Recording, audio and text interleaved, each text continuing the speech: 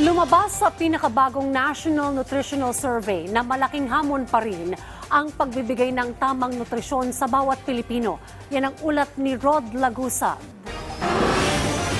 Walang gaanong pagbabago. Ito ang nakitang resulta ng Food Nutrition Research Institute na Department of Science and Technology sa isinagawang Expanded National Nutrition Survey. Sa ilalim nito, nagsagawa ng rolling survey ang FNRI sa loob ng 3 taon simula 2018. Ngunit nantala ito sa ikatlong taon nito matapos magkaroon ng COVID-19 pandemic noong 2020. Dahil dito muling ipinagpatuloy ang survey sa ibang natitirang lugar mula 2021 hanggang 2022. Naitala sa 2018, 2019 at 2021 Expanded National Nutrition Survey na nasa 28.2% sa bansa ang prevalence ng stunting o pagkabansot sa mga edad 5 taon pababa. Pinakamataas na naitala sa Western Visayas na may 36.9%.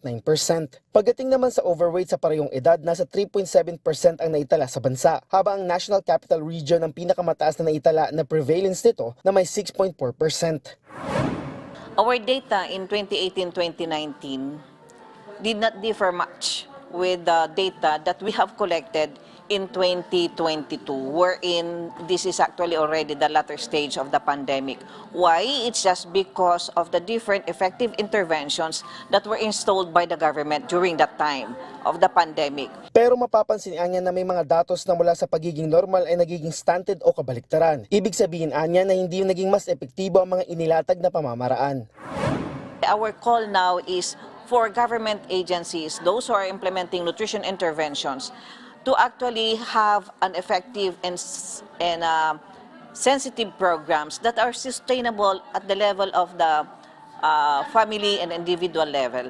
So that interventions by the government must be actually carried out at the grassroots level. Ito'y para maramdaman ng mga tao sa komunidad ang mga programa ng pamahalaan na makakatulong para sa pagkakaroon ng mas maayos na nutrisyon ng mga Pilipino. Mahalaga ang pagsasagawa ng naturang survey para malaman ang nutritional at health status ng mga Pilipino. Makakatulong din ito sa pagbuo ng mga programa o mga polisiya, tulad ng pagkakaroon ng mga nutritionist sa bawat munisipyo na makakatulong para sa pagbabantay ng nutritional services dahil walang ibang eksperto para dito. Mahalaga din anya na pagdating sa pagbibigay ng impormasyon sa publiko ay naiintindihan nila ito. Rod Lagusad para sa Bayan.